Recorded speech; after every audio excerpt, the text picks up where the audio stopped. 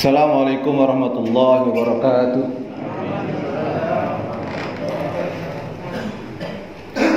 Alhamdulillahirabbil alamin.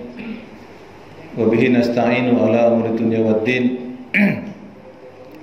Wassalatu wassalamu ala asrafil anbiya'i wal mursalin Sayyidina Muhammadin wa ala alihi wa ashabihi wa man da'a bi da'watihi wa man syara ala nahdihi wa man jahada fi sabilihi wa man tamassaka bi sunnatihi wa man tabi'ahum bi ihsanin ila yaumiddin. Wa qala Allah ta'ala wa huwa asdaqul qailin. A'udzu billahi minasy syaithanir rajim. Bismillahirrahmanirrahim. Wa tilkal ayyamu nudawiluha bainan nas ila akhir ayat. Astagfirullahal azim. Wasadaqa rasulihil karim. Wa nahnu ala dzalika minasy syahidin wa syakirin. Walhamdulillahirabbil alamin. Apa kabar sekalian, sehat ya? Segenap sesepuh, para asatidz, ustadzah, Bapak Ibu sekalian yang saya hormati. Hari-hari ini sehat menjadi sangat berharga buat kita. Hari-hari ini kata-kata positif menjadi yang tidak mengenakan bagi kita. Dulu positif baik ya, sekarang positif tidak baik ya. Jadi dunia kebalik-balik. Memang kita harus hidup dalam dunia yang serba terbalik-balik. Saya dulu heran ya dengan sinyalemen nubuat Rasulullah tentang fenomena Dajjal ya. Yang katanya jangan sampai kita ketemu Dajjal karena yang benar bisa jadi salah, yang salah jadi benar. Terbolak-balik pokoknya, semua tersebar terbalik. Tapi hari ini sudah mulai terbalik-balik. Dajjal katanya selangkah ada di bagian timur dunia, selangkah ada di bagian barat dunia. Saya bingung gimana caranya. Tapi hari ini ya, bukan Dajjalnya yang kemana-mana secara orang, tapi Dajjalnya masuk ke rumah kita masing-masing lewat informasi, lewat HP dan lain-lain. Jadi ya semakin nyata, tidak ada yang aneh ternyata dengan membuat Nabi. Cuman waktu itu kita belum bisa menjangkau. Kita belum bisa mengira-ngira apa yang akan terjadi. Jadi selamat datang di dunia yang terbalik-balik. Kalau orang dulu bilang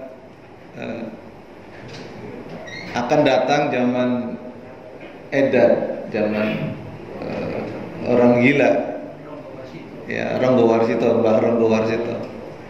Akan datang masanya zaman edan, zaman gila, ya, zaman serba nggak jelas gitu ya. Ya. Kalau nggak edan, nggak bisa makan katanya. Kalau nggak ikut gila kita nggak bisa makan. Dan kita hari ini berada di dunia itu. Ya.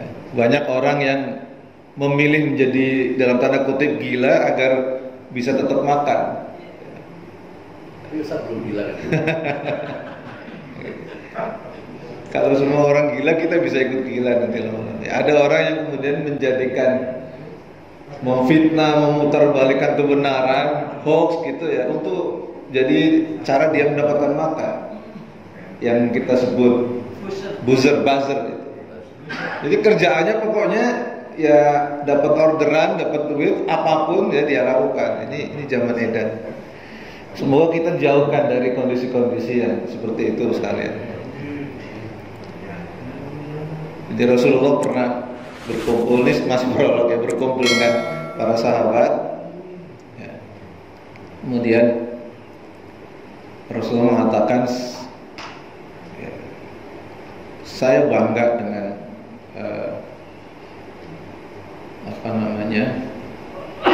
dengan umatku ya, dengan saudaraku di akhir zaman nanti, yang nilai ibadahnya itu bisa berlipat lebih hebat dari orang-orang beriman yang lain pada zaman-zaman sebelumnya. Kemudian para sahabat agak iri. Bukankah kami adalah kerabatmu, saudaramu yang paling dekat ya Rasulullah? Kata Rasulullah, bukan, kalian sahabatku. Kalian bisa jadi orang yang beriman, bertakwa, ya wajar ada aku, ada Rasulullah. Setiap saat kalian bertanya, aku bisa jawab. Tapi akan datang di satu masa mereka jauh jaraknya ya dari aku.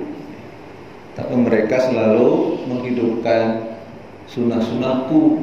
Mereka berpegang teguh dengan nilai kebenaran di saat semuanya rusak, semuanya terbolak-balik. Nah, kata Rasulullah, inilah yang aku sebut sebagai saudaraku, karena mereka melihat pun tidak pernah. Ya, melihat pun tidak pernah. Dunia serba terbolak-balik, jauh dari nilai-nilai kebaikan, tapi mereka berpegang teguh dengan kebaikan. Semoga kita termasuk yang Rasulullah sebutkan sebagai saudara kerabat Rasulullah.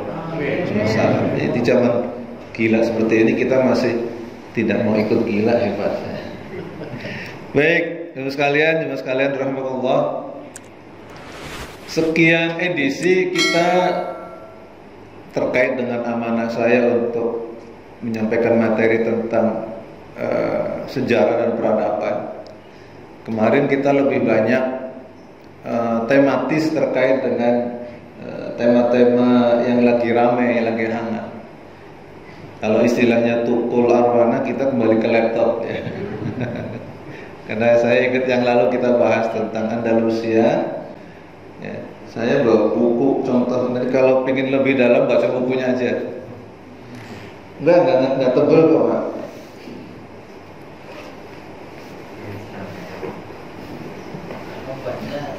Nah cuma segini doang. Lumayan.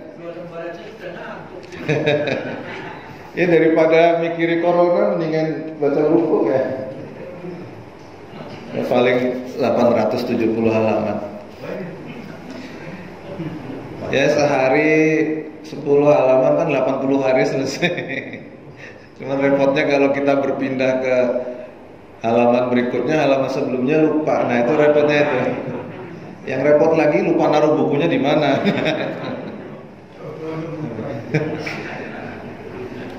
Baik sekalian,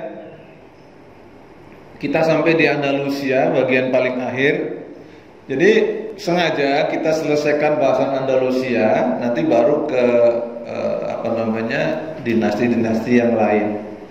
Daripada kita bahas sesuai kronologi waktu di saat bersamaan ya, sejak kejatuhan Bani Umayyah pada tahun 750-an ya, oleh Bani Abbasiyah ya. Sekedar mereview. Jadi Rasulullah pernah menyampaikan bahwa yang akan menjadi khalifah pemimpin di antara umat itu adalah orang-orang dari Quraisy. Maka nanti di akhir zaman ketika ada nubuat tentang akan kembalinya khilafah ala minhajin nubuwah, ini lagi ramai ya tentang tema khilafah. Baik yang pro dengan khilafah atau yang tidak, kadang-kadang sama-sama ngawurnya.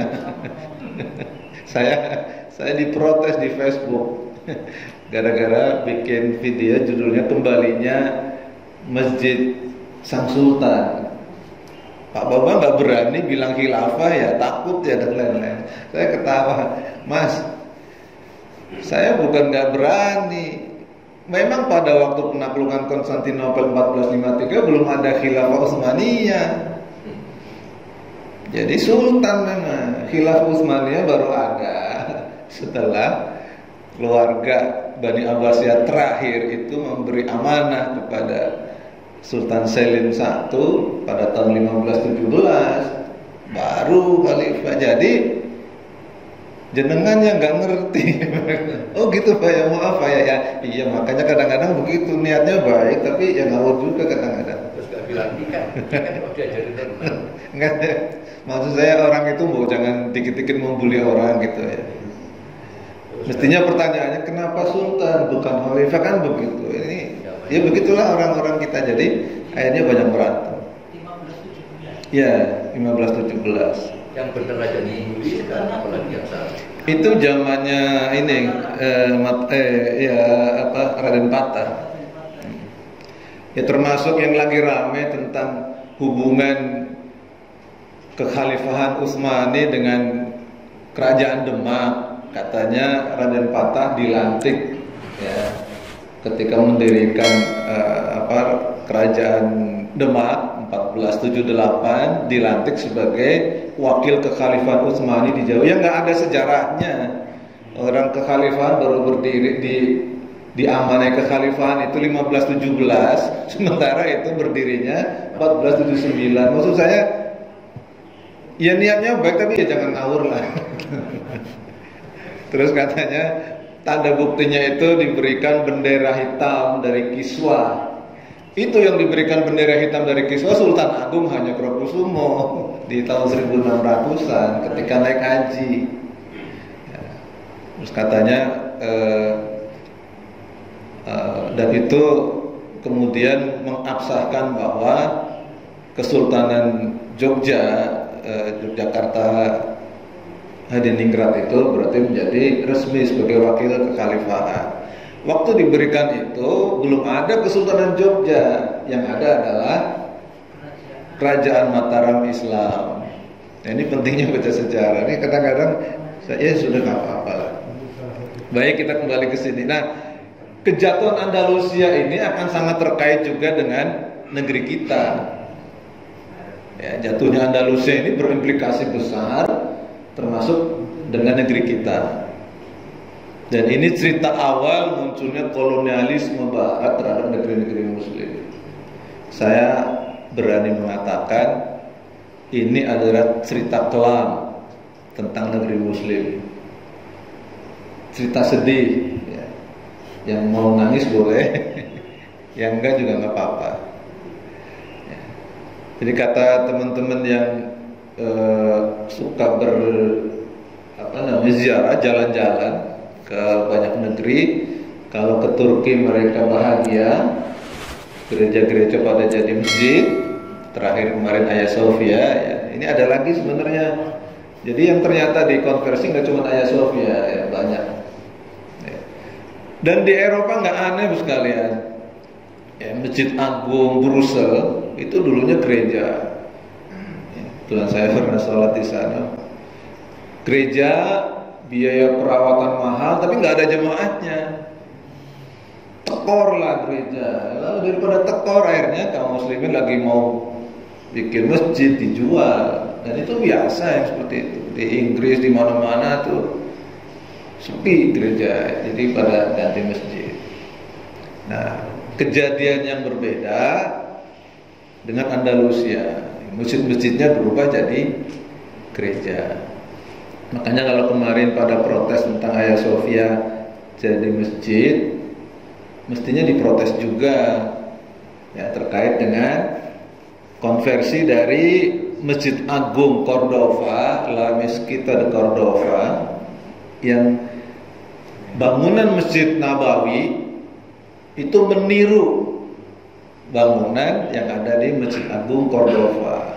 Jadi bukan sebaliknya, bukan Masjid Cordova meniru Masjid Nabawi, tapi Masjid Nabawi meniru Masjid Cordova. Sekarang menjadi, kalau dulu La Mezquita, ini bahasa Spanyol ya, masjid, sekarang menjadi Le Catedrale de Cordova, jadi gereja katedral Cordova. Tulisannya masih Allah dan lain-lain, tapi jadi gereja. Jadi seperti itu di Spanyol, Portugal banyak. Kenapa? Ini ceritanya karena kejatuhan Andalusia ini. Cerita kelam, ya, cerita menyedihkan tentang kaum muslimin. Ya. Baik sekalian.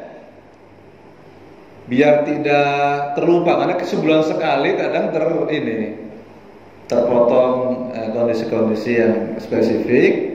biar nggak lupa mengingat sejenak, penaklukan Andalusia itu ditaklukkan pada zaman Bani Umayyah tahun 711, abad ke-8 ya, pada tahun 711. Waktu itu gubernur Maghribi namanya Musa bin Nusair ya. Kemudian panglimanya namanya Tariq bin Ziyad. Tariq bin Ziyad orang Afrika Utara, kulitnya agak hitam, sukunya namanya Berber. Orang Barat untuk memperlihatkan atau membuat stigma buruk tentang kaum muslimin atau orang Berber, maka semua perilaku beringas, perilaku bengis itu disebut barbar. Jadi begitu sekalian ya. Padahal Berber itu suku di Afrika Utara yang menyebarkan dakwah Islam ke Andalusia. Ya. Kalau di dekat-dekat Masjidil Haram, kalau kita umroh atau haji itu banyak ya, Berber berapa real gitu ya, maksudnya syukur gitu. Orang-orang IPB, India, Pakistan, Bangladesh itu kadang-kadang bahasanya agak ngasal, jadi maksudnya barber shop itu kan tukang cukur, ini dia tulis berber gitu. Ya, bagi yang umroh kalau tahalul mesti tahu. Baik, kembali ke sini. Nah, Andalusia jatuh kapan? Atau kemudian hilang dari dunia Islam, itu hilang dari tanah Spanyol. Dulu namanya Andalusia. Kalau di pelajaran geografi itu disebut semenanjung Iberia. Itu tahun 1492. Jadi berapa tahun itu? 781 iya benar ya, 781 tahun atau 8 abad sekalian. Cerita yang tidak pendek, tapi setelah itu hilang. Bagaimana hilangnya, ini ceritanya kelam sekali dan kita akan lihat. Padahal dia pernah memimpin dunia, dan Eropa, para peneliti sejarah Eropa mengatakan bangsa Eropa bersyukur sekali dengan adanya sepotong cerita di abad pertengahan tentang Andalusia. Karena sekiranya tidak ada Andalusia, kaum muslimin, maka Eropa sampai sekarang masih kayak cerita Harry Potter, mainan tongkat, simsalabim, abrakadabra. Karena pada waktu itu Eropa itu klinik sekali. Ini cerita-cerita Eropa di abad pertengahan itu cerita klinik sihir. Tapi ada ilmu, ada pengetahuan, ada sains itu ya dengan hadirnya orang-orang Islam di Andalusia. Sehingga kalau kita tahu orang-orang Eropa di abad Renaissance seperti yang terkenal kan siapa itu? Da Vinci, Leonardo da Vinci dan lain-lain itu ya banyak mengambil pelajaran besarnya ya dari para ilmuwan di Andalusia. Ceritanya begitu. Baik, kita lihat satu persatu. Kejatuhan Andalusia. Ini apa ini sekalian? Ini di atasnya ada salibnya ini. Ini salib yang masang ya setelah jatuh Andalusia. Sebelumnya nggak ada salibnya. Karena apa? Ini Istana Alhambra. Istananya kekhalifahan Andalusia, kekhalifahan Umayyah. Karena dulu kan ini Bani Umayyah, kekhalifahan Umayyah di barat, di Andalusia, di Granada. Ya, kotanya namanya Granada. Iya, sekarang namanya Granada. Nah, dulu istana atau keraton kalau kita di Indonesia, ya, yang kemudian setelah direbut dia menjadi tetap jadi istana tapi jadi punya orang Kristen dan sekarang jadi museum. Sampai sekarang masih semua ornamennya masih asli, ya, masih asli. Kemudian tulisan Arabnya tidak dihilangkan. Ya. Dan ini termasuk bangunan dengan gaya arsitektur yang sangat indah sekali. Kenapa disebut Alhambra? Karena warnanya merah. Ya. Kayak Aisyah, istri Rasulullah kan disebut Al-Khumairah. Ya, dan seterusnya. Baik, ini ikon. Ya, jadi kalau cerita tentang Islam di Andalusia, Spanyol biasanya yang dimunculkan ini. Ini menjadi cagar budaya dari UNESCO, ya, dari UNESCO. Seperti di Indonesia Borobudur dan lain-lain. Kita lanjutkan. Ini peta, sekalian, peta perluasan Bani Umayyah pada waktu itu, ya.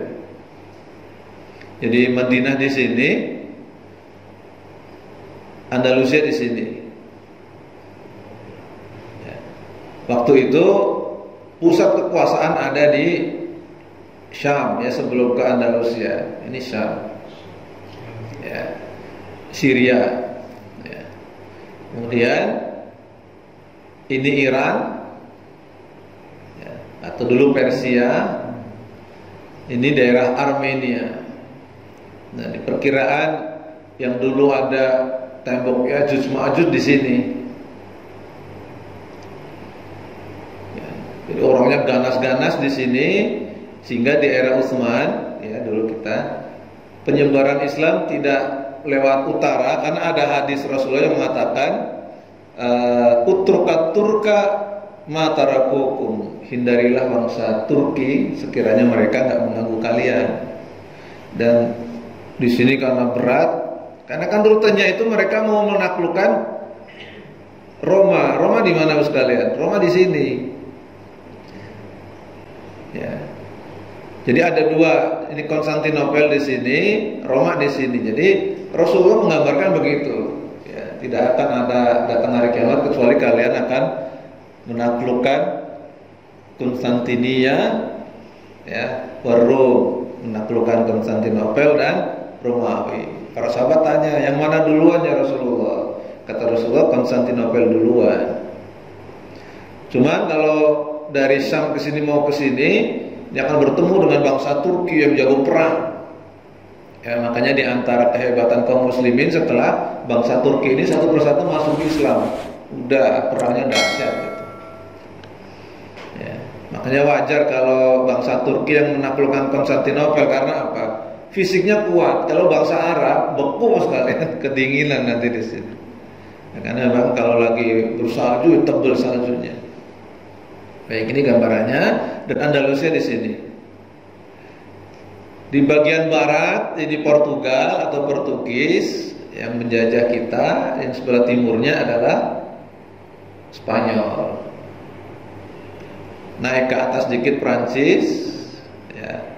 Naik ke atas lagi nanti di sini Jerman, ya. Naik lagi ke atas ada Belanda, Austria dan lain-lain. Belandanya nggak kelihatan. Ini Inggris nggak kelihatan, naik lagi, ya. Baik sekalian, nah ini cerita ending kesedihannya di sini. Ya.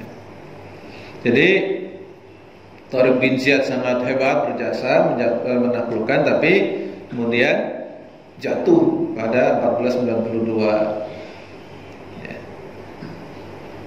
Setelah itu, ini yang terjadi sekalian. Berikutnya pokoknya isinya cerita-cerita sedih tentang kaum muslimin. 800 tahun menjadi penguasa, tapi tiba-tiba harus terusir dari tanah Andalusia. Nah, pada 1499 Uskup Agung Granada, ya, Cisneros memerintahkan pembakaran semua Al-Quran di Andalusia. Dicari semua Qurannya dan kemudian dibakar. Dan memaksa 50.000 muslimin untuk masuk Kristen.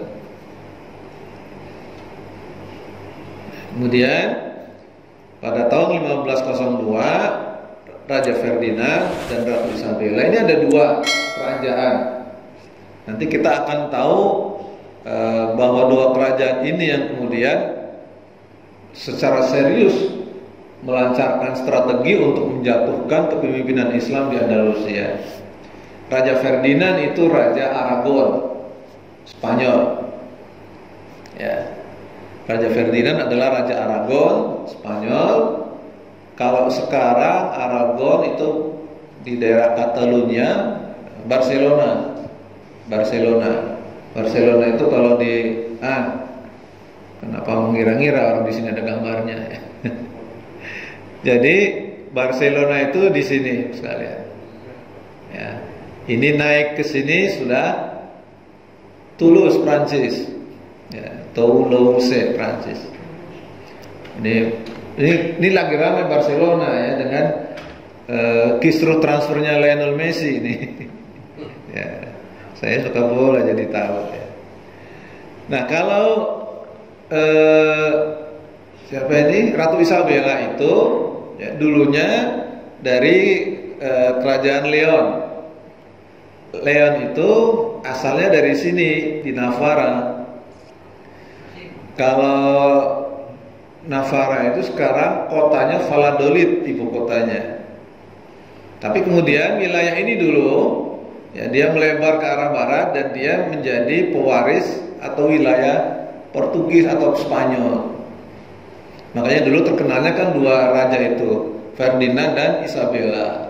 Nah, sampai kemudian seorang penyanyi di Malaysia membuat lagu berjudul Isabella. Jadi kalau yang tahu lagu Isabella ketahuan sudah tidak muda, karena lagunya udah lama. Anak sekarang nggak ngerti. Baik, nah kemudian dua raja ini yang bersatu untuk menjatuhkan Andalusia, kemudian mengeluarkan edik atau surat keputusan yang memaksa semua Muslim memeluk agama Kristen atau pergi meninggalkan Spanyol. Atau ini yang kemudian kita kenal dengan Inkuisisi. Ini cerita sangat sedih dan sangat kelam. Jadi Inkuisisi itu seluruh penduduk Andalusia yang Muslim itu disuruh antri, kemudian ada majelis dewan Inkuisisi, ada orang gereja, ada algojo, ditanya masih Muslim nggak? Kalau dia mengatakan tetap mau menjadi Muslim, dia langsung dipancu, nggak pakai pengadilan. Dan itu ribuan yang tetap bertahan dengan agamanya. Atau yang kedua, dia memilih untuk menjadi Kristen. Ya.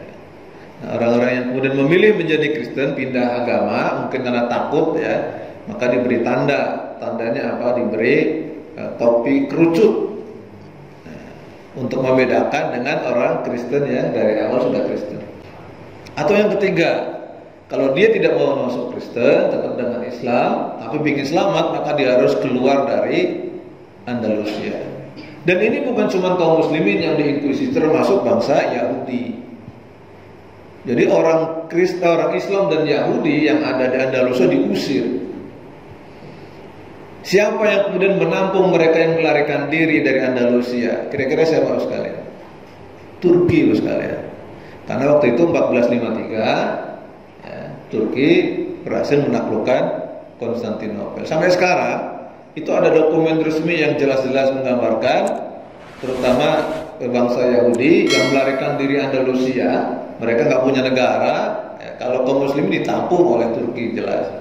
Makanya kemudian orang Spanyol Muslim itu pada berpindah ke Konstantinopel, termasuk bangsa Yahudi. Makanya kurang ajar itu orang Yahudi sekarang. Dan orang Yahudi yang sekarang memang berbeda dengan orang Yahudi zaman dulu, karena yang sekarang disebut Yahudi Ashkenazim. Yahudi Ashkenazim itu bukan keturunannya Ibrahim, bukan keturunannya Nabi Yakub. Karena dia Ashkenazim itu tempatnya dari Kaukasian, berasal dari daerah Armenia, berasal dari daerah Georgia di timur Turki. Ya, jadi bangsa Turki sebetulnya, tapi di abad ke-8 ya di eranya para sahabat itu dia memilih menjadi bangsa Yahudi. Yang tadinya nggak beragama memilih menjadi Yahudi, dan ini yang disebut sebagai suku Yahudi yang ke-13. Ya. Jadi dia terputus dengan cerita-cerita sejarah Andalusia dan lain-lain. Ya, karena kalau dia adalah Bani Israel beneran, maka dia masih sepupuan, masih saudaraan dengan bangsa Arab dan lain-lain. Baik, kita lanjut sekalian ya. Jadi itu cerita sedihnya. Ya seperti bos kalian nanti disuruh ngambil BLT gitu ya. Kemudian kemarin pemilu milihnya siapa misalnya. Begitu milihnya beda dipancung. Ini sekedar ilustrasi saja ya. Mungkin dulu kayak begitu. Tapi begitu kemudian kita mengatakan enggak, saya milihnya A, walaupun tidak, maka dia aman. Tapi dua-duanya A loh Pak. Hah? Dua-duanya pilkada. Sama Anies. Jadi sekalian, kita membayangkan kondisi kaum muslimin betapa mencekamnya waktu itu. Itulah kenapa kemudian banyak kaum muslimin yang memilih untuk kemudian menyatakan diri menjadi Kristen di lisannya. Tapi dia bersembunyi-sembunyi dengan ibadahnya dan lain-lain. Dan itu yang terjadi. Ada patroli setiap saat yang mengkontrol bagaimana setiap rumah-rumah yang dulu kaum muslimin menjadi muslim. Begitu terdengar suara baca Quran, maka dihabisi dan seterusnya. Itu kisah sedih ketika kaum muslimin jatuh sekalian. Ini cerita sedihnya. Baik, kita lanjut. Ini jadi dulu ratusan tahun yang lalu tidak sedetik pun terlintas dalam benak kaum muslimin Andalusia bahwa suatu ketika mereka harus diusir dari Andalusia di Spanyol. Tidak pernah membayangkan yang seperti itu. Kira-kira beginilah jadi analisa di buku ini kenapa kemudian Andalusia yang sudah sekian lama jatuh hebat kemudian jatuh. Ya sebabnya karena mulai lalai dari agama, terlalu cinta dengan dunia. Rasulullah pernah menyampaikan demikian, ya, bahwa Rasulullah tidak pernah khawatir dengan kemiskinan umatnya. Justru yang Rasulullah khawatirkan adalah ketika pintu-pintu dunia dibuka, karena setiap umat itu ada ujiannya. Dan ujian untuk umatku adalah harta. Jadi harta banyak sedikitnya adalah ujian. Ada orang yang ketika diberi harta yang sedikit atau kekurangan itu kuat, tapi begitu diberi harta dia tidak kuat. Tapi ada orang yang tidak kuat kalau diberi ujian harta yang kurang. Jadi harta itu ujian, harta itu adalah fitnah. Ya, kata Al-Quran begitu, al-malu wal banuna zinatul hayatid dunya wal baqiyatus sholihah dan seterusnya. Jadi harta dan anak-anak itu ujian bagi kita. Ya, terlalu cinta kepada dunia menjadikan kita lupa dengan Allah. Terlalu cinta dengan anak-anak kadang juga kita akhirnya juga lalai. Ini yang pertama. Dan penduduk Andalusia sudah begitu sangat mencintai dunia karena apa? Dunia digenggaman, ya, mendapatkan duit harta itu gampang karena waktu itu 800 tahun memimpin. Tapi lalai akhirnya. Kemudian ada perebutan kekuasaan, ya, ingin menjadi pemimpin tertinggi dari Andalusia. Tidak waspada dengan non-muslim. Mulai berdirinya kerajaan Kristen yang ketiga, ya, yaitu kerajaan Bas waktu itu di Basque namanya. Kemudian setelah ada 3 kerajaan inilah kemudian mereka menyusun strategi hebat untuk meruntuhkan Andalusia. Kemaksiatan merajalela. Mendapatkan kemaksiatan itu adalah sesuatu hal yang mudah. Ini kisah panjangnya. Jadi Andalusia sebelumnya itu tidak mengenal yang namanya dunia hiburan biduan wanita. Ya. Tapi kemudian ada salah seorang imigran dari Baghdad. Baghdad itu kan dikuasai Bani Abbasiyah waktu itu. Ya, karena dia tidak mendapatkan tempat di Baghdad, kemudian dia ternyata berpindah ke Andalusia dan mulailah, ya, ternyata suaranya merdu, orangnya cantik. Nah, orang Andalusia mulai terbuai dengan itu dan mulai banyak ya, orang-orang Andalusia lebih suka dengan hiburan-hiburan seperti itu daripada berzikir pada Allah. Jadi lalai. Hiburan itu kan sebetulnya cuma sekedar untuk selingan. Tapi ketika kemudian fokusnya di hiburan, akhirnya lalai. Dan ini yang terjadi. Akhirnya maksiat ya, banyak. Ulama dijauhi. Ya agak mirip-mirip lah ya dengan kondisi sekarang. Ulama dipersekusi. Ya, ulama yang mengingatkan penguasa kemudian ditahan. Dan ini tidak cuma di tradisi Islam, di tradisi saudara-saudara kita yang Nasrani juga begitu. Ya, ketika kemudian Paus mengingatkan para raja itu, ya kadang Paus dan para uskup itu ya dipersekusi juga oleh penguasa. Nah, kemudian hilangnya kebiasaan-kebiasaan adab-adab yang Islami. Udah lengkap lah. Artinya memenuhi syarat untuk jatuh. Makanya benar kata Allah dalam Al-Quran, wa tilkal ayyamu nudawiluha bainan nas. Dan hari itu akan Allah pergilirkan ya, di antara manusia. Jadi jemaah sekalian, walaupun kita orang beriman, ketika kemudian kita lalai dan kemudian memenuhi syarat untuk jatuh, ya jatuh.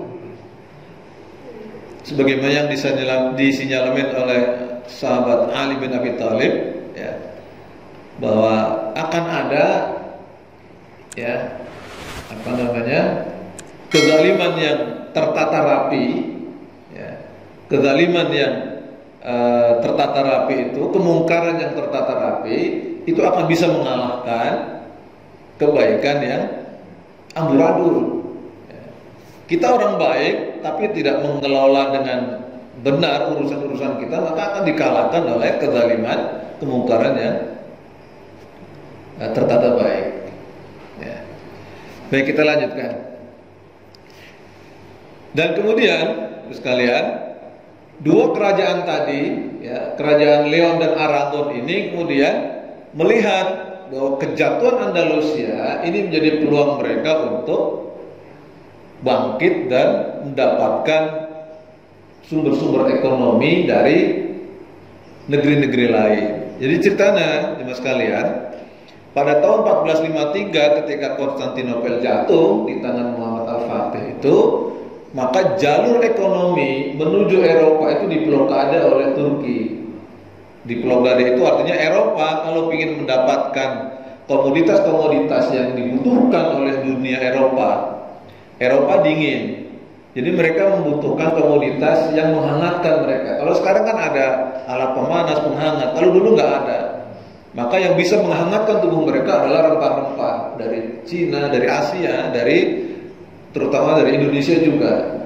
Jadi kayak laut Pulau Banda, Banda Neira, kemudian di Sumatera Utara ada Baros. Itu dulu adalah tempat-tempat yang dikenal dunia sebagai penghasil komoditas yang dibutuhkan oleh dunia. Ya, Baros itu dengan kapur barusnya itu terkenal sebagai penghasil kamper terbaik dunia yang bisa untuk pengawet dari banyak kebutuhan, termasuk mumi Fir'aun itu kampernya dari Baros zaman itu.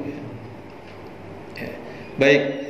Nah, Eropa kemudian berpikir kalau diblokade oleh Turki, maka mereka mendapatkan harga yang mahal. Ya. Tapi sebelumnya mereka nggak berani macam-macam. Tapi begitu Andalusia jatuh, mereka melihat ada peluang. Karena apa? Ya. Di Andalusia banyak ilmuwan, termasuk ilmuwan astronomi, termasuk ilmuwan geografi yang ngerti tentang navigasi, yang tahu bagaimana cara menjelajah lautan ke tempat-tempat yang jauh yang menjadi pusat penghasil rempah-rempah itu. Orang Eropa nggak tahu bagaimana menjelajah ke sana, dan dia melihat bahwa orang Islam yang memiliki pengetahuan besar tentang navigasi ini bisa menjadi semacam kalau sekarang semacam kompas, semacam GPS yang mengantarkan mereka pada sumber-sumber sumber-sumber rempah-rempah itu sendiri. Maka kemudian mereka mulai bersaing untuk menguasai itu dan akhirnya dibagi. Mereka bikin perjanjian namanya Perjanjian Tordesillas. Perjanjian Tordesillas ini kemudian pada tahun 1494, 2 tahun setelah kejatuhan Andalusia, dan membagi dunia menjadi dua. Nih. Jadi seolah dunia itu punya mereka berdua. Ya. Jadi dunia dibagi dua. Ya, Spanyol menguasai bagian barat dan Portugis bagian timur. Awalnya orang-orang Portugis protes. Saya ada di wilayah barat, kenapa ke bagian timur? Sementara Spanyol yang ada di bagian timur, ini kan Portugis di sini, bagian barat nih. Ya. Kenapa bagian timur ke bagiannya, tapi Spanyol yang ada di timur ke bagian barat? Karena waktu itu sekalian, yang diketahui oleh orang-orang Spanyol dan Portugis adalah wilayah barat. Mereka nggak punya pengetahuan tentang wilayah timur. Mereka tidak tahu tentang bagaimana mencapai wilayah timur. Maka kemudian Spanyol yang memang wilayahnya lebih besar dan Raja Ferdinand lebih kuat, kemudian secara semena-mena membagi dunia menjadi dua dan dia memilih barat. Karena yang dekat itu ada Afrika dan lain-lain. Mereka belum tahu Asia. Ya, sejak itulah kemudian dimulailah pelayaran-pelayaran barat ke negeri lain untuk menjajah. Nah, sekalian, saya belum bikin slide lebih panjang lagi, tapi bisa kita sebutkan. Maka dimulailah di situ penjelajahan orang-orang Eropa ke negeri yang lain. Dan kemudian menjelmaklah yang namanya Portugis dan Spanyol menjadi negeri yang kaya raya. Kemudian kita kenal, ya, ada seorang penjelajah yang bernama Vasco da Gama. Ya, tulisannya kadang-kadang susah bacanya. Ada Alfonso de Albuquerque tulisannya. Sampai sekarang guru-guru sejarah bacanya beda-beda. Ya. Mungkin tajwidnya beda-beda lah ya. Ada yang katanya de Albuquerque, ada yang pokoknya Albuquerque lah ya. Jadi Vasco da Gama itu kemudian tahu bahwa sumber dari rempah-rempah itu adanya di timur. Tapi di timur di mana juga kagak tahu. Gitu ya, tidak tahu. Ya. Kemudian menjelajah dan sampailah kemudian di Semenanjung Harapan. Semenanjung Harapan di mana? Di Afrika bagian selatan. Jadi muter sekalian. Ini ada peta enggak ya? Coba kita lihat peta ini sekalian. Ini jadi ini Portugis, ini Spanyol. Kelihatan ya? Ini Spanyol, ini Portugis. Kecil. Mereka nggak bisa lewat sini. Karena kalau lewat sini sekalian, ya, kalau lewat sini dia akan bertemu dengan orang-orang Islam di sini. Dan Turki waktu itu menjadi sangat dikdaya, lebih sakti-saktinya. Jadi mereka nggak bakalan berani lewat sini. Dan memang waktu itu belum ada jalurnya. Karena terusan Suez belum ada, ya, belum dijebol di sini. Jadi mesti lewat sini. Bayangin sekalian, mau ke sini, muter sini. Jangan ditanya jauhnya ya, jauh banget pokoknya ini. Kalau di peta kecil. Berapa tahun? Bertahun-tahun. Nah, jadi mana tadi sini dia mulai berjalan ya 1494. Baru sampai di India, ya, sampai di India sini 1497. Jadi 3 tahun perjalanan di kapal. Siapa yang mengantarkan ke sini? Ya para navigator Muslim. Mereka tidak tahu kalau nanti mereka diminta untuk menunjukkan sumber-sumber apa namanya, sumber-sumber rempah-rempah yang dimiliki kaum muslimin juga. Mereka dibayar oleh para, jadi waktu itu memang yang banyak berkelana itu para saudagar. Tapi makanya mereka punya misi itu kan 3 ya.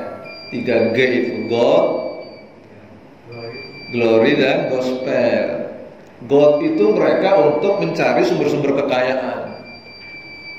Glory itu untuk meraih kejayaan, menaklukkan negeri-negeri lain, itu kebanggaan. Karena zaman itu memang begitu, yang kuat menaklukkan yang lemah, dan gospel ini penginjilan. Jadi 3 aspek ini selalu ada. Gold itu oleh pengusaha, glory itu oleh kerajaan, dan gospel oleh gereja. Jadi tiga tim ini ya berkolaborasi ya di dalam satu kapal. Nah, mereka menyangka bahwa ketika sampai di India ini sudah sampai di negeri yang dituju. Yang dituju ya Indonesia sebetulnya. Karena diketahui, mereka tahu sumber rempah-rempah terbaik itu ada di Pulau Banda, di Banda Neira, di Maluku, di Kepulauan Maluku. Mereka nggak tahu Kepulauan Maluku di mana. Sementara orang Spanyol perginya langsung ke barat, melewati Atlantik dan sampailah di sini. Ya, kemudian katanya nemu benua Amerika, Christophorus Columbus gitu. Padahal di tahun-tahun ketika Christophorus Columbus sampai di sini sudah ada masjid. Jadi ada masjid yang ditemukan di benua Amerika, di Meksiko ada, kemudian ada lagi di Argentina. Yang tahunnya itu lebih tua dari tahun mendaratnya Columbus di sana. Bahkan ada yang meyakini di zaman sahabat itu sudah sampai di sini. Jadi Rasulullah ketika wafat itu meninggalkan 110.000 sahabat. Ya. Apakah mereka semua kemudian tinggal di Madinah? Enggak, mereka menyebar karena perintahnya fantasiru fil ardi wabtaghu min fadlillah. Jangan sampai ada satu belahan bumi yang tidak tersentuh dakwah. Nah, kembali ke sini. Ya. Makanya di 1497 kemudian Vasco da Gama sampailah di Kalkuta di India. Mereka menyangka ini adalah sudah sampai di Indonesia. Makanya kemudian ya, ketika kemudian mereka sampai di sini di zaman Belanda, orang Belanda menyebutnya apa? Ini Hindia Belanda. Ya, karena dianggap dulunya sama dengan India. Nah, dari sinilah mereka kemudian mulai tahu rute, karena memang waktu itu ya orang-orang Nusantara punya hubungan dagang yang kuat dengan orang-orang India di Kalkuta. Kenapa kemudian di Indonesia banyak Hindu juga kan asalnya dari India. Jadi mereka kemudian dengan orang-orang India ini tahu persis rutenya, sampailah di Indonesia. Pada tahun 1509 sampai di Selat Malaka sini. Ya, dasar orang Eropa sekian lama di laut, mungkin begitu lihat negeri yang hijau, kemudian banyak rempah-rempah, ya, kemudian maunya menjarah, akhirnya terjadilah perang di Malaka sini 1509, 1511 sampai di Banten, di Cilegon. Ya, ketika 1509 sampai di Malaka, inilah kemudian Sultan Malaka minta bantuan kepada Sultan Aceh untuk memerangi orang-orang Portugis. Sultan Aceh waktu itu sudah ya ada hubungan erat dengan Turki Utsmani. Kemudian Sultan Aceh minta bantuan ke Jawa. Siapa penguasa Jawa waktu itu? Raden Patah. Raden Patah mengutus anaknya Fatih Yunus, jadi Patih Unus ya di kita. Fatih Yunus ini untuk jadi panglima ke Malaka, ya, dan terbunuh, meninggal di sana. Ini awal dari kedatangan bangsa Portugis, dan akhirnya bangsa Portugis ya resmi berdagang awalnya sebetulnya sekalian, berdagang dengan orang-orang Indonesia, ya, terutama di Malaka, di Sumatera dan di Banten waktu itu. Ya. Pertanyaannya kemudian bagaimana Belanda kok sampai ke Indonesia? Jadi ada cerita unik tentang Belanda. Orang Belanda nyampe di Indonesia itu kan pertama jenderalnya namanya Cornelis The Hotman. Ini nggak ada hubungannya dengan Hotman Paris ini. Lain ya. Kalau Hotman Paris nggak ada U-nya, ini Cornelis de Hotman. Cornelis de Hotman ini aslinya juga dia memang orang militer kerajaan. Awalnya, terus sekalian, orang-orang Belanda iri melihat tiba-tiba orang-orang Iberia di sini makmur kaya raya. Sementara Belanda di sini lebih dingin sebetulnya. Belanda lebih dingin, ya. Dia kalau dingin ya kedinginan. Dia dengar kabar tentang bahwa orang-orang Iberia, orang-orang Andalusia ini sudah sampai di timur, sudah menguasai sumber-sumber perdagangan. Jadi orang-orang Eropa waktu itu kalau ingin dapat rempah-rempah, tidak lagi bergantung pada Turki, ya Turki di sini, tapi bergantung kepada Spanyol dan Portugis. Nah Spanyol tadi kan lewat timur, lewat barat. Ini bumi kan bulat bos sekalian. Ya ini makanya apakah bumi itu datar atau bundar? Ya ketemunya di sini sebetulnya. Jadi orang-orang Spanyol ke sini, kemudian nemulah Amerika dan lain-lain. Kemudian dari Amerika sini lanjut pelayaran lagi, ya, muter, ya, lanjut pelayaran lagi. Nah, kalau dari sini kan nyambungnya ke sini sekalian. Maka kemudian mereka nyampe lah di kepulauan Filipina di sini. Itulah kenapa kemudian orang-orang Filipina itu dijajah oleh Spanyol. Makanya orang-orang Filipina nama-namanya nama-nama Spanyol. Nah, dari orang Filipina inilah kemudian mereka tahu rute menuju ke Banda. Karena orang-orang Filipina waktu itu banyak kan Muslim. Orang-orang Filipina Muslim waktu itu. Muslim, karena orang Muslim dan memang mereka datang misinya berdagang, ditunjukkanlah rute dagang menuju ke Banda. Tapi ternyata setelah ditunjukkan, disinilah kemudian mereka ingin menguasai. Tapi pada saat orang Spanyol menuju Banda, di sini sudah ada orang Portugis. Maka terjadilah perang antara orang Portugis dan Spanyol. Ya. Kemudian Sultan Tidore, Sultan Ternate waktu itu yang berkuasa di sana, awalnya membela Portugis. Kenapa membela Portugis? Karena Portugis datang lebih dulu. Ya, melihat ada orang Spanyol, tak orang Portugis, ini mereka perampok, mereka penjahat, diserang, ini diserang. Ternyata dua-duanya perampok. Ternyata kedua-duanya penjahat. Nah orang Belanda ya kemudian tahu ke arah timur.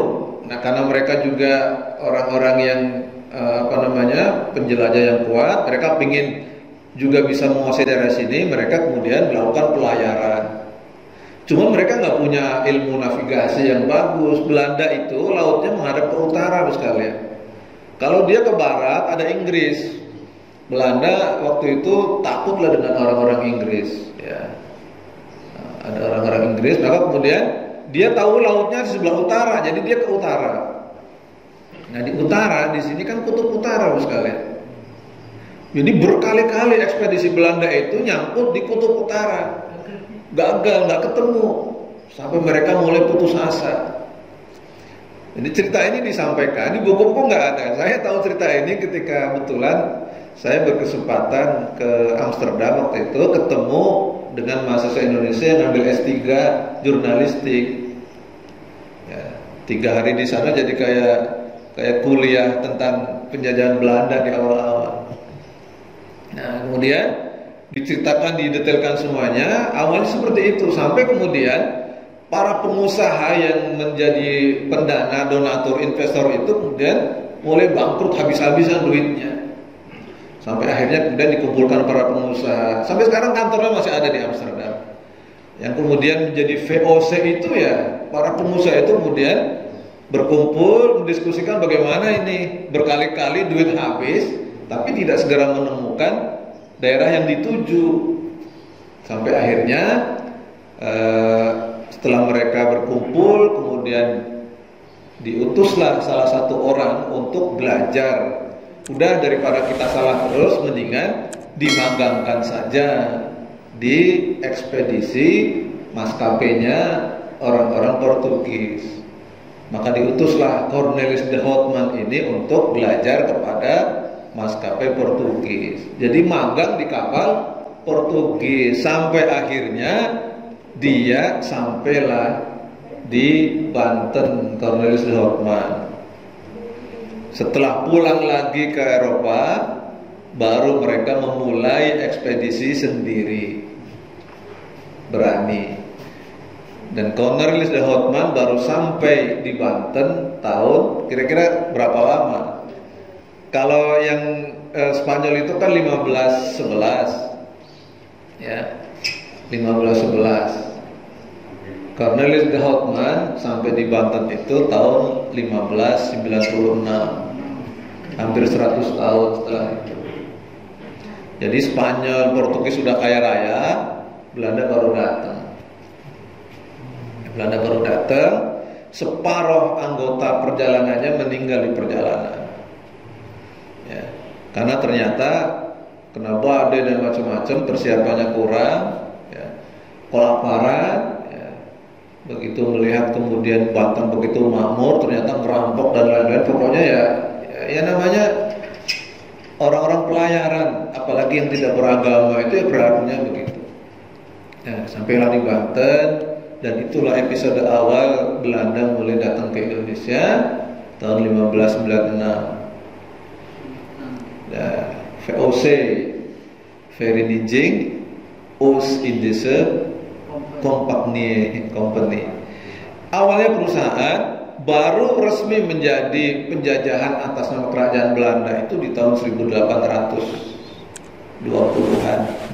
Itu yang mengawali di Jawa. Nanti ada perang Jawa oleh Pangeran Diponegoro, ya, 1825 sampai 1830. Ini lagi rame ini cerita tentang Diponegoro. Apakah dia merupakan perwakilan kekhalifahan di Jawa? Menurut beberapa sarjana sejarah Muslim, ya, jadi Pangeran Diponegoro itu adalah bagian dari pasukan Janisari, Kopassusnya kekhalifahan Turki Utsmani, pasukan elitnya, ya, yang memang ditanam di Jawa. Karena ada bukti-bukti sejarah yang menjelaskan bahwa pasukan elit Turki Utsmani itu jenderal-jenderalnya melatih pasukan elit di Aceh di peperangan zaman kemerdekaan awal. Jadi itulah kemudian melahirkan pahlawan-pahlawan hebat di Aceh, termasuk kemudian ada Tuanku Imam Bonjol, ya, dengan peperangan Padri di, kalau sekarang Padri itu ada di Kabupaten Pasaman. Jadi kalau yang ke sana lewat Pasaman nanti lewat di Kampung Bonjol. Ya, saya kebetulan pernah ke sana, ya, di Padang, di Minang. Itu dulu tempatnya Tuanku Imam Bonjol. Ya, itu memang dilatih oleh pasukan elit dari Turki. Termasuk pasukan elit yang di Jawa, ya, komandannya adalah Pangeran Diponegoro. Ya, itulah kenapa Pangeran Diponegoro ya seragamnya jubah seperti itu. Orang Jawa tidak ada cerita pakai jubah kecuali dia satu ulama, ya, atau orang yang diberi mandat tentang wilayah kekuasaan agama. Ya, dan itu tidak bisa dipungkiri. Hal yang sama dilakukan oleh Tuanku Imam Bonjol. Jadi yang bikin Belanda bangkrut itu dua perang. Di Jawa adalah perang Jawa, Tuanku Imam Bonjol. Ya, di Sumatera itu perang Padri. Itulah kenapa kemudian, ya, untuk memadamkan perang di untuk memadamkan perang di Sumatera diutuslah Snuk Burgronje, yang kemudian kuliah agama di Mekah, nyamar jadi Muslim, Kiai Haji Abdul Ghaffar, hafiz Quran, hafal ribuan hadis, tapi dia misionaris. Dan orang Aceh percaya dengan dia, dan akhirnya Aceh terbelah, dunia keislaman di Aceh terbelah karena ada ulama yang berbeda, ya, dan kemudian Aceh jatuh. Itulah awal dari kekalahan Aceh, karena kemudian infiltrasi dari Snuk Burgronje. Sementara di Jawa kemudian seperti biasa ya, Belanda melakukan divide et impera, kemudian nyusup kepada kaum muslimin dan terpecah. Dari dulu kaum muslimin dipecah mulu. Waktu Portugis datang ke Indonesia kemudian bertemu dengan kerajaan Demak, apa yang dilakukan oleh Portugis? Portugis segera menghubungi. Dulu di Jawa ada namanya Raja Udara. Raja Udara itu bukan udara angkasa ya, namanya udara. Namanya udara. Raja Udara itu anaknya Raja Girindrawardana. Ini agak Raja Jawa jadinya. Raja Girindrawardana itu raja yang kemudian mengkudeta Raja Brawijaya V Majapahit. Raja Brawijaya V itu adalah bapaknya Raden Patah. Loh, kok Raja Brawijaya V bukankah dia non muslim? Iya, tapi istrinya muslim, salah satunya yang menjadi ibunya Raden Patah.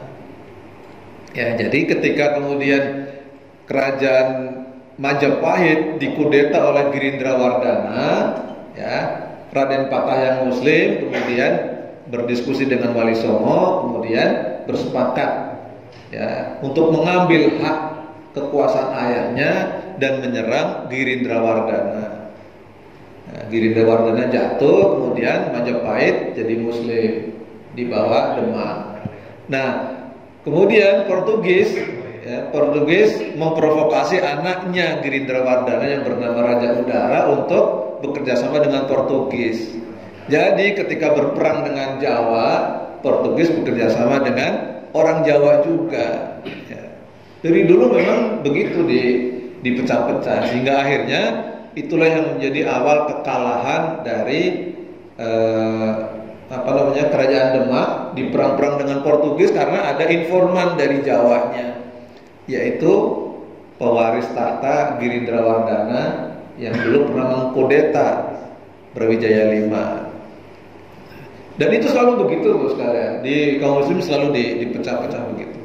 Nah, dari sini kemudian kejatuhan Andalusia menjadi cerita kelam tentang kolonialisme barat terhadap negeri muslim. Gak cuma di Indonesia, termasuk negeri-negeri yang lain ya.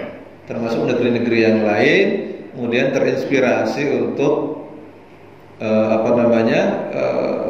berdiri sendiri negeri-negeri muslim yang lain ya.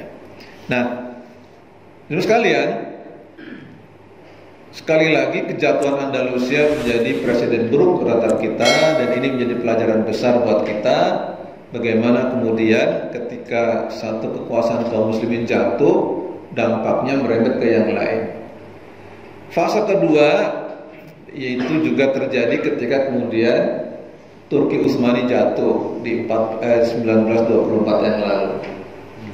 Negeri-negeri muslim semuanya dipecah-pecah. Ya, tidak ada yang menjadi induknya dan akhirnya semua menjadi jatuh. Palestina hanya dikuasai oleh Barat, negeri-negeri muslim dipecah-pecah. Ya, kaum muslimin yang tadinya satu menjadi negeri sendiri-sendiri. Ini contoh misalkan di Maghribi ada Mesir sendiri yang dulunya cuma provinsi menjadi negeri sendiri. Ada Libya, ada Algeria dan lain-lain. Sekarang Libya sedang lagi konflik ya, karena Barat tidak menginginkan Libya damai. Ya, kemudian dibikin konflik, ada yang versi pemerintah yang sah, ada versi pemberontak. Pemberontaknya itu mantan panglima militer Libya, didukung oleh Rusia, didukung oleh Mesir, didukung oleh Uni Emirat Arab, didukung oleh Prancis. Ya, sementara pemerintah yang sah sekarang didukung oleh Turki. Jadi dunia Islam diacak adul seperti itu. Karena apa? Ya karena tidak ada yang menamui mereka dan akhirnya menjadi persoalan yang sangat serius. India, ini contoh saja. India dulunya sebelumnya dikuasai oleh Kesultanan Moghul. Moghul itu kesultanan Mongolia, ya, bangsa Mongol tapi Muslim. Ketika menguasai India seperti itu, tapi setelah kemudian orang-orang Barat mulai masuk di India, maka dipecah-pecah. Ada India, kemudian ada Pakistan, ada Sri Lanka, ada Bangladesh, ya masing-masing diberi wilayah sendiri-sendiri. Ya. Pakistan beberapa bagiannya dipecah lagi. Ya. Sekarang lagi ramai. Jadi ada Pakistan itu ada Kashmir. Kashmir itu Muslim, tapi wilayahnya masuk India. Sementara ada Jammu. Ya. Jammu itu Hindu, tapi ada di wilayah Pakistan. Sepertinya Inggris sengaja untuk selalu membenturkan ya dua kepercayaan berbeda untuk selalu tidak akur. Mestinya sekalian, Kashmir itu mestinya masuknya ke Pakistan dan Jammu masuknya ke India. Tapi begitulah, sengaja dibikin silang-silang agar tidak pernah damai, dan sampai sekarang konfliknya tidak pernah selesai. Berdarah terus, dan itu menjadi problem di negeri-negeri Muslim. Selalu dibikin seperti itu. Nah, tapi ini tidak lain karena memang Rasulullah sudah pernah menyampaikan tentang nubuat seperti itu, ya, bahwa nanti ya, akan ada kondisi yang namanya mulkan Jabariyah. Ya, akan ada satu masa yang disebut mulkan Jabarian, ketika kemudian sudah tidak ada lagi kekhalifahan yang menaungi kaum muslimin. Yang muncul adalah kediktatoran, akan muncul penguasa-penguasa diktator, raja-raja kecil yang berkuasa dan sangat menindas rakyatnya, dan ini terjadi sejak kejatuhan Turki Utsmani.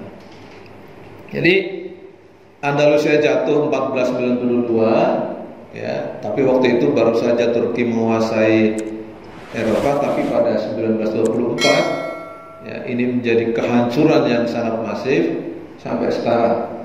Ya, kaum muslimin menjadi orang-orang yang selalu dipersekusi dan dipersalahkan dengan banyak hal, difitnah dan seterusnya.